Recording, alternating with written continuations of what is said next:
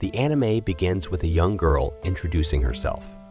She recalls that she was once named Alicia, but now she is a young girl with black hair and golden eyes, the only daughter of the noble William family. She reflects that she is undoubtedly in another world. She continues, explaining that just yesterday, she was someone else, but now she has been reincarnated as a villainess. Leaving her room, she greets the maid with a good morning, surprising her. Alicia remarks on how unusual it is for her to wake up early and greet the maid, but from now on, she is determined to become the greatest villain in history. She acknowledges that she still has much to learn and knows she needs a strong body. She approaches her older brother, William Albert, and greets him with good morning, catching him off guard. He notes that it's rare to see her up so early. Alicia then asks him to teach her swordsmanship so she can grow stronger, astonishing her two other brothers, who dismiss it as one of her whims. However, her eldest brother agrees and offers to start her training. He tells her that before learning sword fighting, she must build her physical strength by doing 100 push-ups and 50 squats daily. If she manages that for a week, he'll begin her sword training. Though her brothers doubt her, Alicia confidently assures them she will succeed. Later in the library, Alicia realizes she needs to learn magic while building her physical strength. The William family is known for excelling in dark magic, which includes elements like darkness, light, water, wind, and fire. However, she struggles to find any magic books, so she decides to learn about plants instead. She recognizes the importance of knowledge beyond magic, like medicinal herbs and edible wild birds. Reflecting on the differences between this world and her previous one, Alicia absorbs all the information from her reading. The next day, Alicia begins her physical training. Though difficult, she remains determined, counting her push-ups and vowing to continue until she is worthy of sword fighting lessons. As the days pass, her strength grows rapidly, and she notices her push-ups become easier. She speculates that this may be due to the new world she inhabits, but welcomes the improvement. Alicia soon masters her exercises, managing hundreds of pull-ups and push-ups. Her progress in both swordsmanship and magic astonishes her. Despite her growth, she wonders why she hasn't yet left an impression as a true villainess. Determined, she confidently greets her older brother and others, who are surprised by her beauty and maturity. Despite her young age of 7, Alicia resolves not to let them see her as just a child. Her brother, recalling her earlier request to learn swordsmanship, reminds her that she had to complete her exercises first. Alicia assures him she has, but he remains skeptical. In a burst of frustration, she grabs his sword, kicks a tree, and slices a falling apple in half with precision. Stunned, her brother agrees to spar with her, finally acknowledging her dedication. After a year of training, Alicia reflects on how monotonous sword practice has been. She continues to hone her skills, motivated by her goal of becoming the greatest villainess. Prince Duke, a frequent visitor to the family, appears fond of her, though Alicia doesn't yet realize why. After a training session, Finn, a light magic user, approaches her, inquiring about her progress. She shares that she's only taking a break from training, but conceals her true ambition. Alicia's older brother, noticing Duke's frequent visits, questions his motives. Duke, though uncertain himself, admits his growing fondness for Alicia, marking the beginning of a new dynamic between them. The scene transitions to a gathering of all the noble families, including Alicia's family. Her father mentions that the village of Luana has become increasingly difficult to inhabit, rendering it nearly unlivable. Duke responds by acknowledging the aid they've already sent, but notes that the people there likely won't appreciate it since the village is populated by criminals. Duke then shifts the conversation, suggesting that the Golden Rose should be their priority, as the kingdom and its people need hope. The others agree, emphasizing that they are one of the 5 great noble families. As they take a break, one of the lords mentions that Finn's son wishes for Lady Alicia to return to their house. Finn's father remarks that he had advised her not to cause trouble. They all note how Alicia has become much more polite after once being selfish and uninterested in others. Alicia's father, Arnold, adds that about a year ago, she started spending most of her time in the library, though he isn't sure why. At that moment, Finn thanks Alicia for attending his tea party, mentioning that they have other guests today, including King Albert, who's expected to arrive shortly. This is the reason for his visit. He then poses an unexpected question, asking Alicia what she thinks of the state of their kingdom. Nervously, Alicia wonders why he would ask such a complex question to an 8-year-old. She suspects it may be a test to determine her potential as a great villainess. After a moment of thought, Alicia responds that although the kingdom of Dorcas is a great power, it is not without flaws, which possesses valuable gold mines. When the king mentions that Calvra is ruled by Laval, and they can't simply seize the mines, Alicia clarifies that instead of taking them by force, they should support Calvra's independence. This would allow Dorcas to maintain a friendly, superficial relationship while trading with Calvra, ultimately gaining. Later, Duke presents Alicia with a birthday gift and apologizes for its late arrival. Alicia opens the present to find a necklace adorned with a small diamond. She thanks him, vowing to treasure it. As Duke leaves, Alicia reflects that diamonds are more valuable in this world than in her previous one, but wonders why Duke gave her such a gift. The scene then shifts to the king, who is addressing a group of people. He reveals that they have discovered the golden rose, a rare flower kept by a jeweler in Castletown after the birth of his daughter. The king explains that this daughter is the Saintess, a figure destined to join the ruler of the kingdom and lead the people to peace. The golden rose bloomed for the Saintess, and similarly, a blue rose bloomed for Duke. According to legend, when a special rose blooms, it signals the birth of someone destined to guide the kingdom. The king remarks that tough times lie ahead, but with the Saintess and Duke, the kingdom will prosper under their leadership. The advisor adds that the Saintess will unite with a member of the royal family, as foretold, and they must accept their fate. The scene returns to Alicia in the palace, musing about her future as a villainess.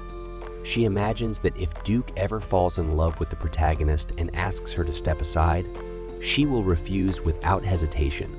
Alicia is determined to look him in the eye and reject him, as a true villainess would. Soon she believes she will emerge as the villainess who will be remembered in history.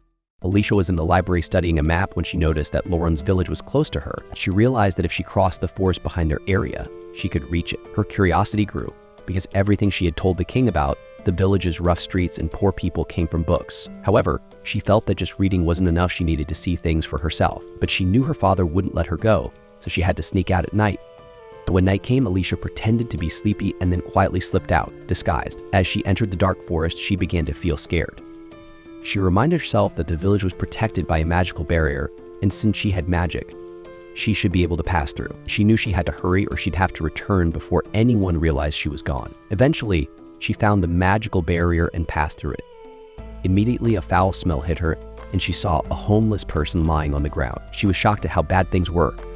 The worry that if the person found out she was a noble, he might harm her, she suddenly heard someone ask, "What are you doing here?" Startled, she turned and saw a man. Surprisingly, she didn't feel scared, only warmth. The man invited her to his home and apologized for not being able to offer her a drink. He introduced himself as Will and asked why a noble like her had come to such a place. Alicia was surprised he knew she was a noble. Will explained that her breathing, footsteps, the sound of her clothes, and even her scent gave her away. He added that her presence reminded him of when he could still see, and he used to be around people like her. Alicia asked if he had been a noble. Will explained that he had worked at the royal palace but got into a fight with someone from the upper class. As punishment, they took his eyes and exiled him to this village years ago. Alicia felt sad hearing this and asked how such cruelty could be done. Will asked her name, and she introduced herself as Alicia, explaining that even though she was young, she understood a lot. Will then said, "We study history to make today better than yesterday." He told her that knowledge from books wasn't enough if it wasn't used to improve the future. Alicia was impressed by his wisdom and couldn't believe someone so insightful had been exiled. She asked if he hated nobles. Will admitted he did, but knew one day someone from high society would understand his actions. Alicia shared her dream of becoming the greatest villain in history. Will listened calmly and nodded. When it was time for her to leave, Alicia promised to return, not wanting their relationship to end. She had never met anyone like him before. Will bid her farewell, and she left, determined to visit him again. 2 years passed. Alicia continued her studies and practiced sword fighting. She often visited the village and met with Will. One day, her brothers asked if she wanted to visit the city, and she agreed. Later, she mentioned that her brothers had joined the Magic Academy, where the heroine would also enroll. She believed the heroine would meet the prince and duke, and love would blossom between them. While exploring the city with her brother Juan, Alicia said she wanted to learn horseback riding, something she had long desired. Juan replied that girls shouldn't ride horses and that carriages were safer. As they walked through the bustling city, Alicia thought about how she had grown used to acting like a villainess. So they stopped at a plant shop where Alicia introduced herself to the owner, Paul, as Henry's little sister. Paul explained that his shop specialized in rare medicinal plants and teas, and that his family had forest magic abilities. Alicia was surprised to learn Paul was a lower-ranked noble.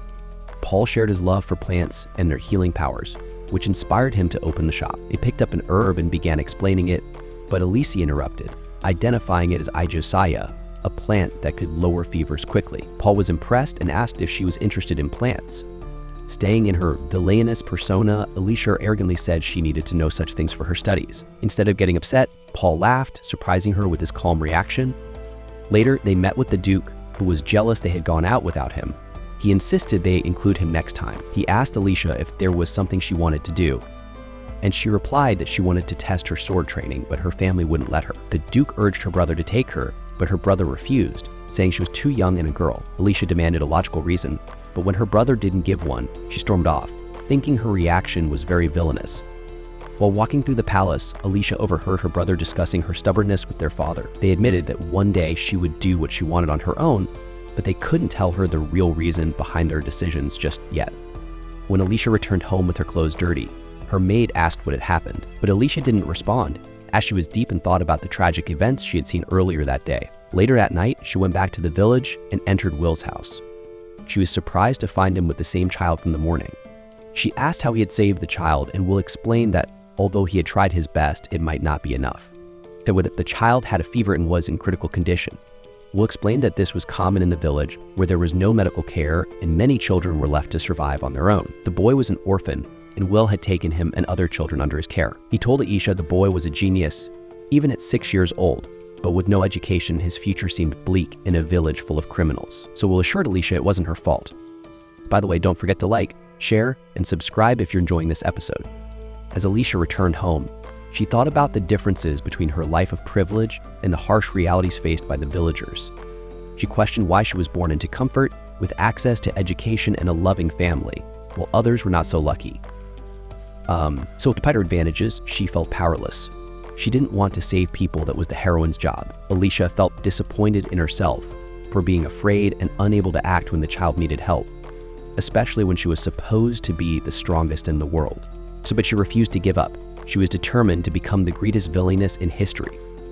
The next morning, Alicia visited Paul, the plant seller, and asked for some Josiah, a plant used to treat fevers. Paul asked if someone was sick, and then gave her the plant as a gift, hoping she'd continue visiting his shop. That night, Alicia brought the plant to Will and the boy. Will thanked her, saying the plant would help keep the boy alive, but Alicia still felt helpless. She had thought she was doing everything she could to become the greatest villainess, but her fear had made her question her purpose. From that moment, she committed herself to her studies, determined to become the most powerful villainess ever remembered. The next morning, Alicia headed to the library to focus on mastering magic. As she committed to this goal, a magical aura surrounded her, revealing a hidden section of the library filled with magic books. She was excited and began reading, learning that magic had different levels, with the highest being level 100. Even though the prince and the heroine had surpassed this in one part of the game, Alicia refused to be held back by her role as a villainess. She believed she could reach her true potential by trying. She practiced her magic, making the book float, but it ended up hitting her, reminding her she still had a lot to learn. After several days of practice, Alicia reached level 5 magic, and could move all the objects in the library. Proud of her progress, she realized she had used a lot of energy and felt a headache coming on. Later, her father told her that the king had come to speak with her. Accompanied by his son, the king had come to hear her thoughts again. When they met, the king asked if she loved the kingdom. Caught off guard, Alicia struggled to answer. The king then asked her opinion on the kingdom's organization. Alicia honestly expressed her disdain for how nobles were ranked and how many incompetent people held high positions simply because of their status. Alicia apologized to the nobles present, explaining that magical power and political skill were different. She criticized the system for wasting potential. Her words angered some nobles, but the king continued questioning her. He asked if she would be willing to give up her status among the 5 noble families. Alicia answered without hesitation, saying she would gladly give it up, as she was only born into her family by chance. The king, impressed, said she was truly unique. Remember to like, share, and subscribe to catch more episodes like this. After the conversation, Alicia reflected on whether she had answered correctly.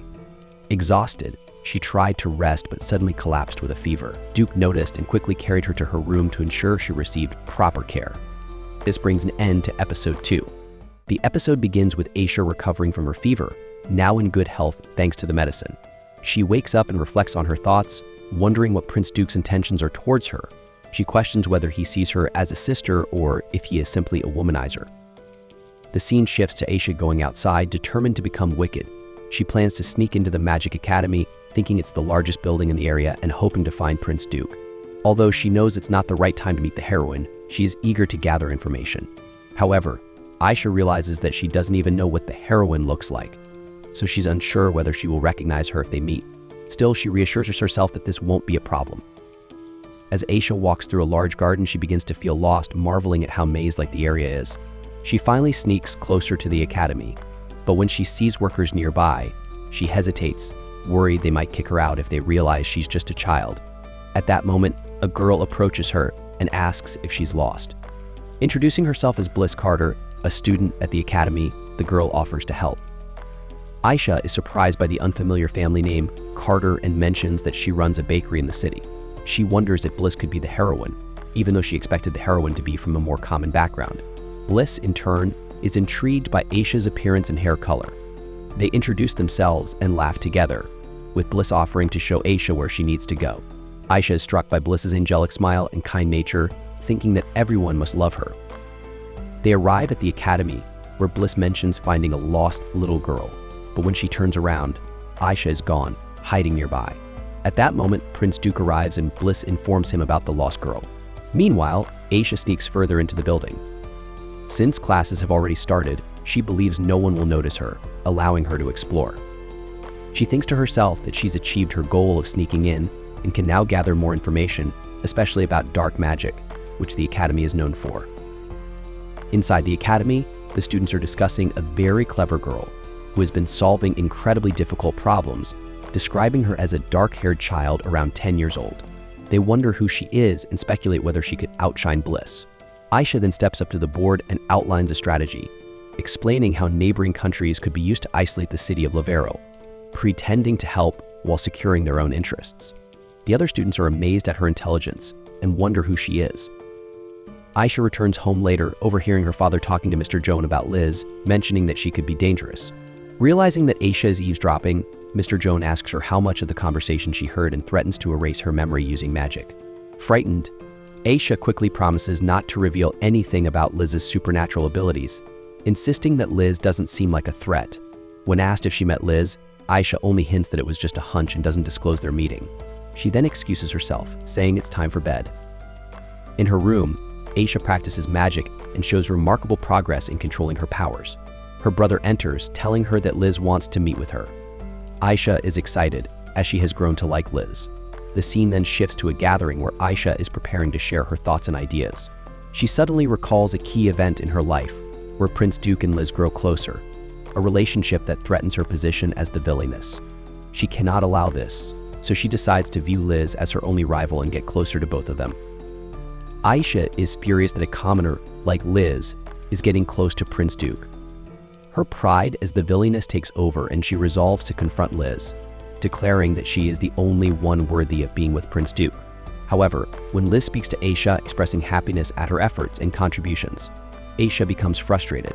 She feels the need to annoy Liz, so challenges her to perform an elemental magic display on stage.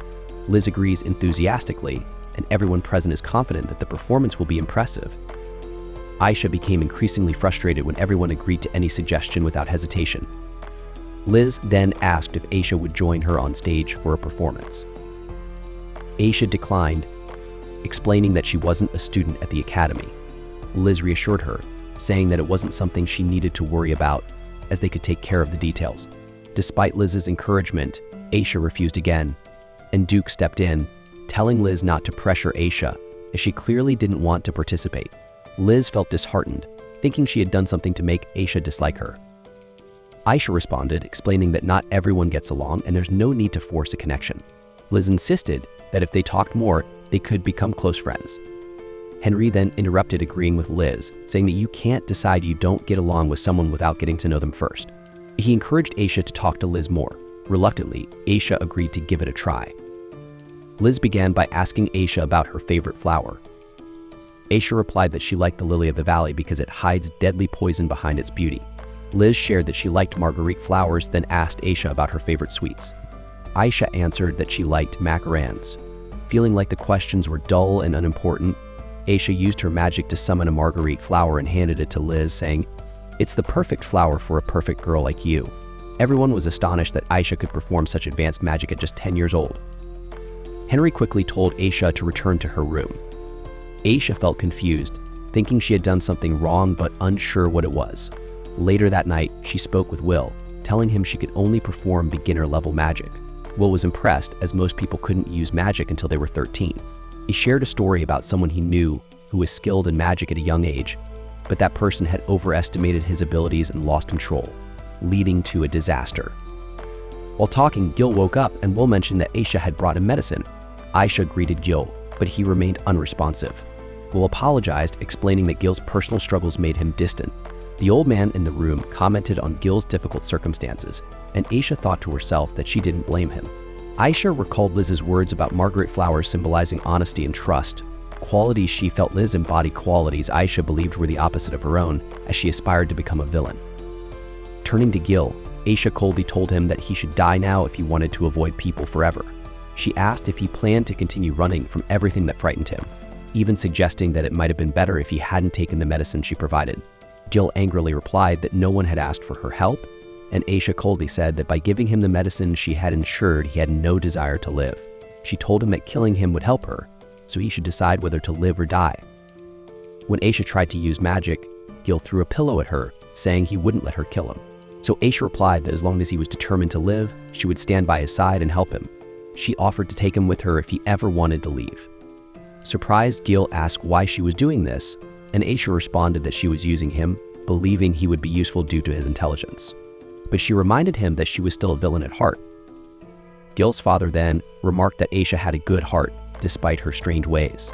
Gil agreed, adding that Aisha wasn't what he expected from a noble.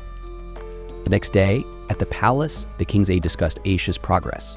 He mentioned that she had changed a lot and wondered if she could be the saintess. The prince quickly dismissed this, insisting that Liz was the true saintess, as no commoner had ever been able to use all magical elements like she could. However, the aide noted that Aisha was exceptional for being able to use magic at the age of 10. The king expressed concern about the risks of such young magic users losing control over their powers. He ordered Joan and Arnold to keep an eye on Aisha and ensure her training was strict enough to prevent her from losing control. Later, Aisha told her brother that Liz had managed to control her magic energy during her performance, with help from Duke and the Academy's teachers. Aisha thought to herself that Liz would become her ultimate rival. Time passed and Aisha continued mastering her magic. Joan informed her that the king suggested speeding up her admission to the Magic Academy, allowing her to enroll when she turned 13. 3 years later, Aisha stood before the king, who praised her maturity and progress. Arnold confirmed that Aisha had maintained control over her magic during the past 3 years. The king, impressed by her progress to level 80, agreed to her admission but asked her to monitor Liz while at the academy. The king speaks to Alyssa and expresses his desire for her to act as a watcher for Liz. Alyssa, however, is confused about what he means. The king explains the legend of the Saint Girl, a beautiful girl who does not feel pain and works with the royal family to bring prosperity to the kingdom of Dorcas. He tells Alyssa that they believe Liz Cather is the saint of this land and mentions that he has heard Alyssa met Liz. Alyssa confirms this and describes Liz as a kind girl. The commander hands Alyssa some documents about the village of Luana. After reading them, Alyssa is shocked and exclaims that what she's read is crazy nonsense. The commander explains that if Liz is to work with their government as a saint, she must be able to make rational decisions. He asks Alyssa to guide Liz in becoming a respected saint. Alyssa is stunned, wondering if this task will make her the best person instead of being evil, despite her goal being evil. At this point, one of the ministers objects to assigning Alyssa the task. He argues that the Academy's current state makes it dangerous and that Alyssa is unsuitable. The commander counters by saying that many people love Alyssa and that this admiration has turned into affection. He mentions that no one at the Academy opposes her anymore. The minister points out, however, that some still criticize her and might act foolishly, leading to consequences like hatred or ostracism. The commander then turns to Alyssa, saying she can refuse the task and that there's no need for her to play the role of the villain. Upon hearing the word villain, Alyssa realizes that she would indeed become a villain if she accepts the task. Without thinking, she accepts the task with delight, stating that she strives to become the greatest villain of all time. Later that night, Alyssa tells her friend Will about the story. Will asks her what she will gain from this, and she responds that it's for free, adding that she made the king agree to her conditions. She tells Will that they will leave the village, including a boy named Jill, who will accompany her. The scene shifts to the commander meeting with some ministers, discussing Alyssa's conditions. They recall when she mentioned bringing Gil from the village of Luana to the academy. At that moment, the prince and the others are shocked that Alyssa visited that village. She explains that she has been visiting it for years, stunning the man who couldn't contain his emotions. Alyssa tells them that she met Gil when he was 6 years old, after his father had been killed, and Gil himself was about to meet the same fate. She says that by the grace of God, Gil recovered, and she describes him as a talented boy who would be unmatched if given a proper education. The story shifts back to Alyssa and Gil, where she tells him that he will leave the village as her servant. Jill is shocked and questions how this is possible, as those who serve in the royal palace must be of noble lineage. Alyssa responds by telling him not to think about it, and that he is with her from now on. Will comments that no one has ever managed to leave the village before, but Alyssa reassures him that this is just the beginning, and that soon the village will gain attention. She also asks Grandpa Will if he wants to leave, offering to ask the king for help, but Will declines, saying he is a criminal whose fate was sealed the moment he arrived in the village. As Alyssa leaves, someone grabs her by her clothes, and she prepares to draw her sword. However, she finds a girl covered in wounds who pleads for help. Alyssa quickly carries the girl to a nearby place, realizing that many people are watching her. Undeterred, she uses her power to purify water and starts treating the girl. At this point, Jill and Grandpa Will arrive, and Alyssa casts a barrier spell to prevent anyone from seeing them. She begins treating the girl's severe burns, but the cells in the girl's right leg from the knee down are dead. Jill warns that the injury may be too severe to save her, and Grandpa Will adds that the girl may die soon. This motivates Alyssa to use her healing powers to their fullest, healing the girl's body, but the cells in her leg remain dead. Alyssa realizes the leg could threaten the girl's life, so she draws her sword and amputates the leg. When the girl wakes up and asks where her leg is, Alyssa explains that she had to remove it to save her life and advises her to be grateful. The girl introduces herself as Rebecca, and Alyssa tells her that she will become her personal tomb. Afterward, Alyssa removes the barrier and informs the villagers of what she has done. If you're enjoying it, don't forget to like, share, and subscribe to our channel for more anime recaps. Things continue as Alyssa asks Rebecca to gather the opinions of the villagers because she holds an important position. Alyssa plans to use the saint as an excuse for her actions. However, Gil, puzzled by this, asks what she means by using the saint as an excuse. Alyssa explains that she intends to go to Luana to become better acquainted with the saint, acting as her mentor. She assures Gil not to worry, as she will be the mastermind behind the scenes. Grandpa Will tells Alyssa that after hearing her plan, he no longer wants to leave the village and wishes to stay to see what unfolds. The next morning, Grandpa Will bids them farewell, and both Alyssa and Gil leave the village. As they enter the city, Gil is amazed by its beauty and feels happy to return. Later, Alyssa talks to her father, informing him that she is leaving. He asks her if she regrets her decision, but she replies that she regrets nothing. Alyssa then questions him about why she hasn't taken the duel test, which he promised. Her father, who is the king, explains that she is so skilled in swordsmanship that she doesn't need to take the test. The scene shifts to Alyssa entering the academy, where many people talk to her. Jill lingers behind a group of girls who had been speaking to Liz.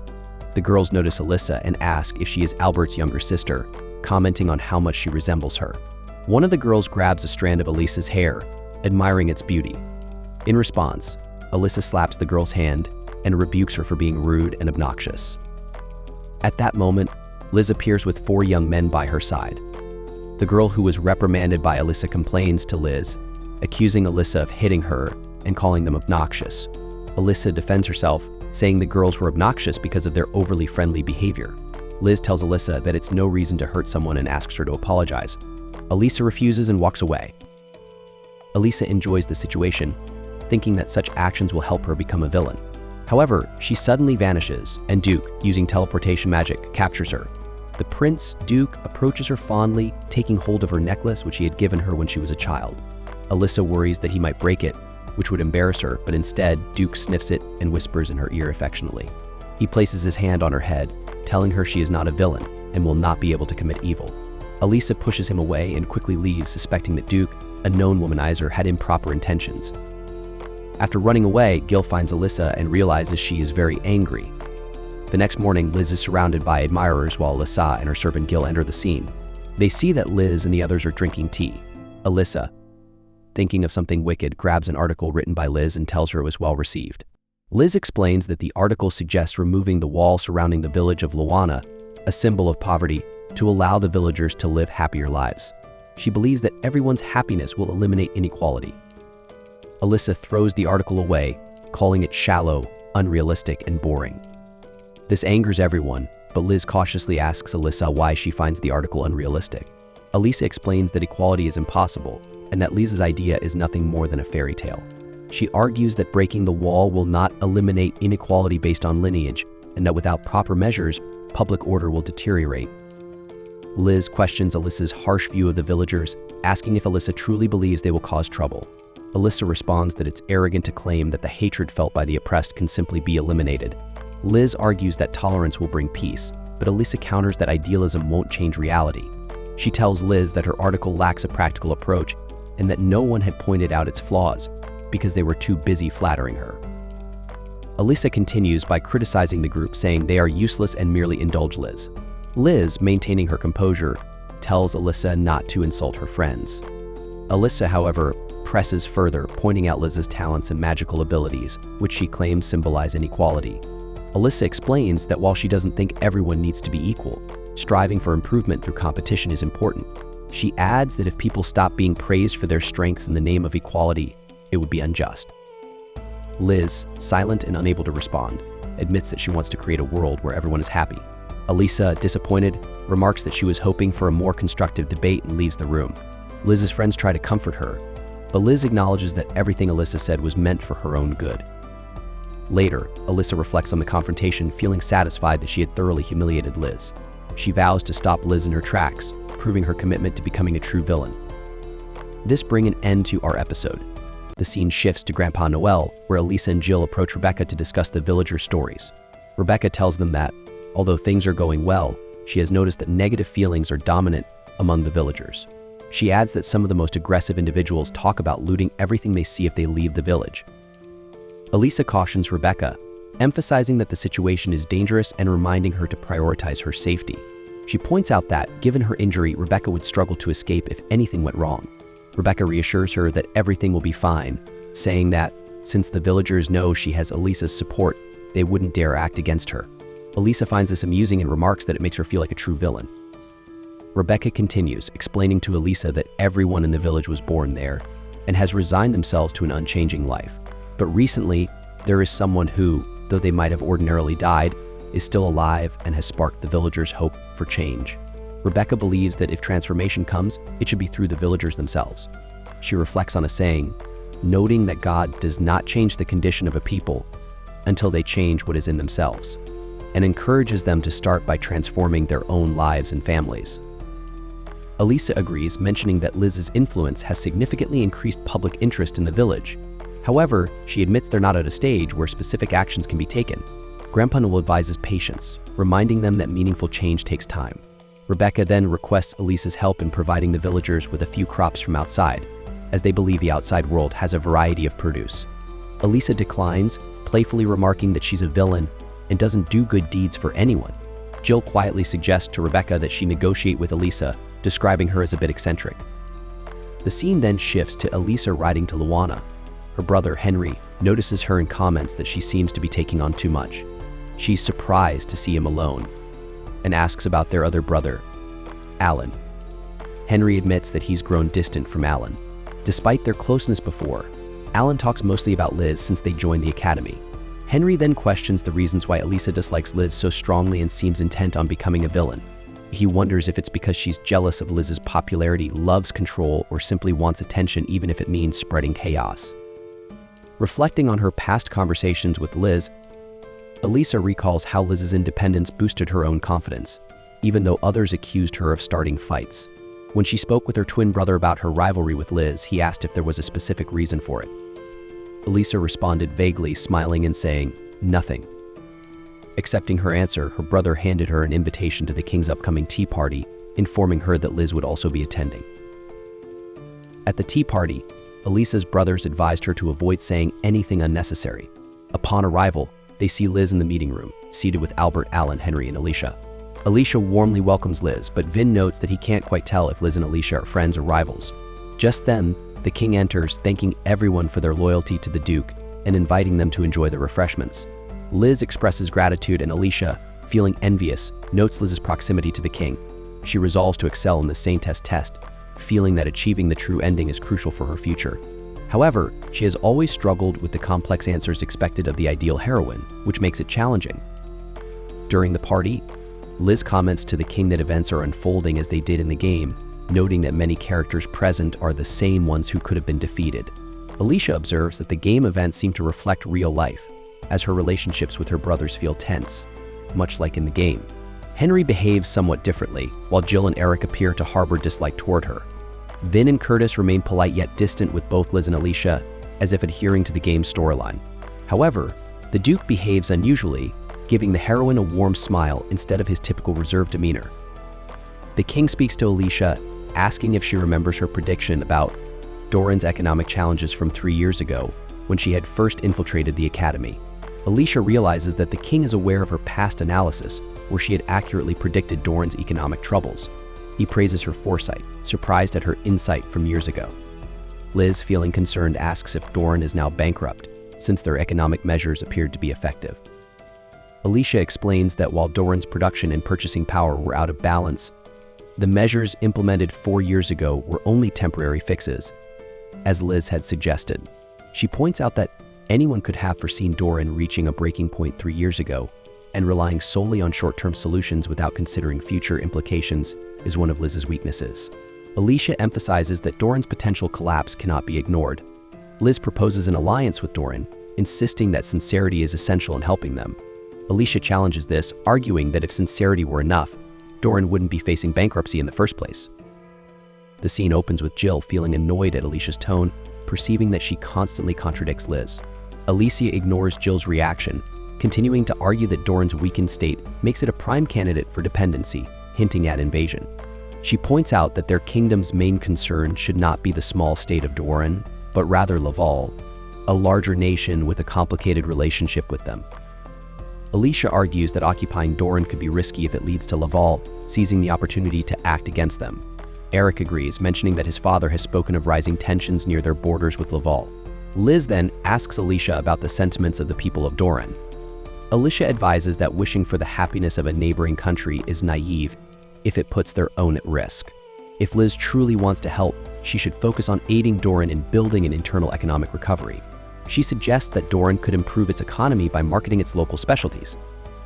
Liz reflects that Doran is known for its potatoes, although they differ from those in their own country and face low demand abroad. She suggests they modify these products to increase their appeal and raise profits if they are produced in larger quantities. The others praise her idea, and the king commends the wisdom of the younger generation among his subjects. Alicia, however, feels that everything is revolving around Liz, thinking to herself that she can't handle this attention on her rival. As she wanders the castle, she notices portraits of the royal family and spots a figure that resembles Duke as she first knew him, though his skin tone is different. Another familiar face catches her attention in a different portrait. Duke approaches and explains that these are portraits of his father and grandfather, noting that he inherited his skin tone from his mother. Alicia asks if his father had an older brother, commenting on how unusual it seems that the current ruler is not the eldest. Duke deflects, suggesting that it's a topic better left undiscussed, and offers to escort her out. Alicia then asks if he prefers spending time with Liz, adding that he might be watching her to prevent any trouble. Duke denies this, clarifying that she's just lost in directing her to the exit. Alicia finds Duke's smile unusually sincere, different from the game's depiction where he only smiled at the heroine. The next morning, the scene shifts to Alicia in training. Jill watches her, commenting that he doesn't understand how she manages to train so diligently every morning. Henry approaches, asking Jill if he's originally from Luana, as his attachment to Luana seemed evident at the Garden of Flowers. Henry points out that Jill appears afraid of everyone except for Allie, remarking that she's becoming his weakness. He warns Jill to hide his emotions if he wishes to remain close to her, adding that his sister Ina despises Allie, and someone capable needs to be around to keep her in check. Alicia joins the conversation, claiming that she doesn't hate Liz and that her dream is to become a villain, so she has no interest in disrupting Liz's life. Henry laughs, joking that he had no idea his sister had such a sense of humor, and tells her that Liz would make an ideal target if she truly wanted to get in someone's way. He remarks that Liz would be the heroine if this were a fantasy, with her charm and special qualities. Jill speculates that there could be something magical about Alicia, observing how she seems to turn every situation in her favor. Henry dismisses the idea, explaining that while there is magic that can influence others' minds temporarily, it's impossible to maintain such control over time. Alicia admits she's unfamiliar with all forms of magic, but wonders if there could be a spell that allows such influence. As they continue, Alicia ponders to herself, admitting she's unsure if Liz is truly manipulative. Liz's innocent, surface-level personality perfectly matches her portrayal as the game's heroine. She reflects that she herself differs significantly from her game character, who revealed Liz's lack of talent to expose her and have her expelled. Wanting to be a formidable villain, Alicia refined her powers and feels stronger. In the game, Henry and Alan were always together, Duke was devoted to the heroine, and Luana was mentioned only in passing. Suddenly, Jill grabs her arm, urging her to run. Before she can react, someone strikes her from behind. Alicia awakens in a dim, dusty storage room, bound and unable to move. She's shocked. Villains were never kidnapped in the game. She then sees Jill, badly injured, and feels heartbroken seeing his condition. She looks at her captors with fierce anger, and the episode ends there.